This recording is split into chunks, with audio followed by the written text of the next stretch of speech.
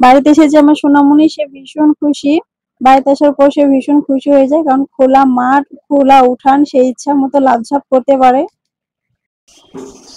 আর সকালবেলা তার দাদু তার জন্য খেজুর টোকা এনে রেখেছে, একদম গাছ থেকে পড়া পাকা টাটকা খেজুর নাতির জন্য সকালবেলা কুড়ে নিয়ে এসেছে। যে কয়টা পেয়েছে, উঠানের মানে দরজার সামনেই গাছ।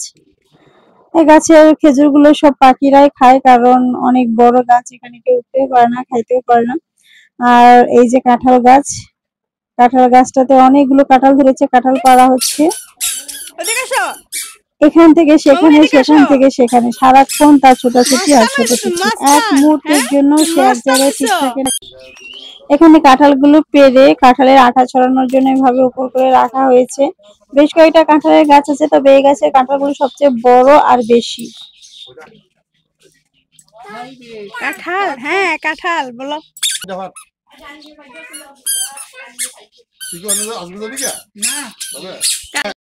এদিকে আরেক গাছের কাঁঠাল পাড়া হচ্ছে, আর সেখানে এসে একদম গাছ পাখা একটা কাঁঠাল পাওয়া গেছে।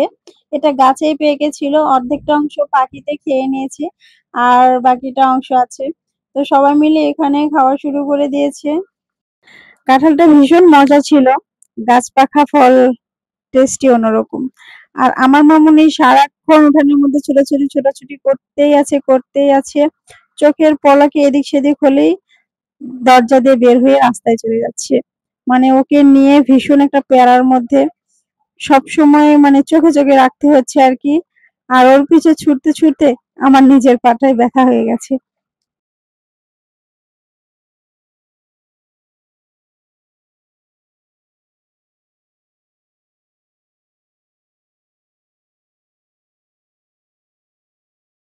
বাড়িতে এসে অনেকগুলো দই সংগ্রহ করা হয়েছে, একদম খাঁটি গায়ের দুধ, নির্ভেজাল।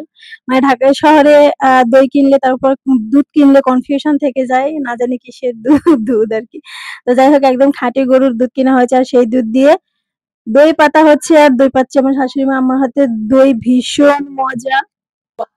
বাড়িতে পাতার দই যে এত টেস্ট হয় আমি আগে কখনো জানতাম না, কারণ আমি কখনো বাড়িতে পাতা দই খাই নাই। প্রথমে আমার শাশুড়ি আম্মার হাতের পাতা দই খেয়েছিলাম, আমার খুব মজা লেগেছে। আর তাই যে বাড়িতে আসা হয়, দই পাতা হয়, দই পাতা হবেই যে বাড়ি আসা হোক।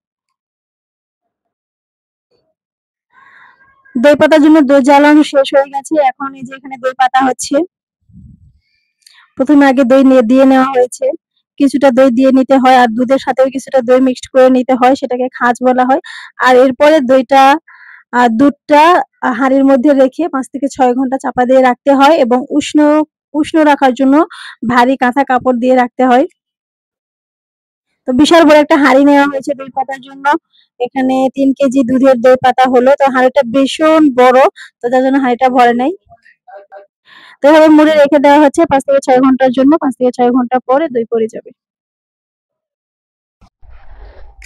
আমার মামা তো পুরাই ক্যাডার হয়ে গেছে, গ্যাং হয়ে গেছে। গ্যাং এখানে এসে মানে বাড়িতে আসলে তার মাস্তান হয়ে যায় সে। মাস্তানির শেষ থাকে না। যাই হোক, সে রাজত্ব করে বেড়ায়। চার পুরা বাড়িটা ঘুরে ফিরে রাজত্ব করে বেড়ায়। মেজো কাকা তো ওকে বলে মুরব্বি, মুরব্বি তো মুরব্বি, তাই না? যাই হোক, তো মুরব্বি সারাটা বাড়ি উঠান দাপটে বেড়ায়। সবার মুরব্বি আমার মেয়ে বংশের প্রথম। যাই হোক, সে তো মুরব্বি হবেই, তাই না? আর এখানে ইয়ামিনদের নতুন ঘর করা হচ্ছে, ইয়ামিনদের ঘরের ছাদ এটা, এখানে সে মাস্তানি করতেছে। আর ইয়ামিনদের এই ঘরের ছাদ থেকে চারপাশে খুব সুন্দর দেখা যায়, একদম দেখুন কত সুন্দর দৃশ্য। আর এই পাশে আছে একটা ভিআইপি বিল্ডিং, এটার ভিতরটা অনেক সুন্দর, অ্যাজ লাইক লন্ডনের বাড়ি। যাই হোক, আমাদের দইটা পড়ছে কিনা এবার আমরা দেখতেছি। এই তলরে দই পড়ে গেছে, আর খুব সুন্দর দই হয়েছে দেখুন। কালারটা অবশ্যই সাদা, কারণ এখানে কোনো রং টং মিশানো হয় না, একদম ন্যাচারাল কালার। হ্যাঁ, বাজারে কেনা দইগুলো কিন্তু একটু লালচে লালচে কালার হয়, এটা টক দইয়ের মতো একদম সাদা হয়েছে, কিন্তু খেতে দারুণ টেস্টি। রাত হয়ে গেছে, আর আমার মস্তান মেয়েটা, মস্তানটা এখনো বাড়িতে যাবে না, সে রাস্তায় হাঁটাহাঁটি করবে। এই যে দেখুন কি অবস্থা, তাকে ধরা যাচ্ছে না। সে সুযোগ পেলে দরজা দিয়ে বাড়িতে চলে আসে, রাস্তায় চলে আসে। আর একবার কি করছে, চলে আসার পরে একদম চলে গেছে, অনেক দূর পর্যন্ত চলে গেছে। চোখের পলক হলেই সে মানে উঠান থেকে বের হয়ে চলে আসে বাইরে রাস্তায়। খুব ডেঞ্জারাস, তাই সবসময় চোখে চোখে রাখতে হয়। তা নিয়ে আমরা খুব দুশ্চিন্তায়। বাপের কাঁধে উঠে সে ঘুরছুটি করতেছে, সে যাবে না, কিছুতেই যেতে রাজি না। ঘরে সে আরো খেলাধুলা করবে, এদিকে বাইরে ভীষণ অন্ধকার, একটু লাইটও নাই গ্রামে, আর এই অবস্থা আর কি।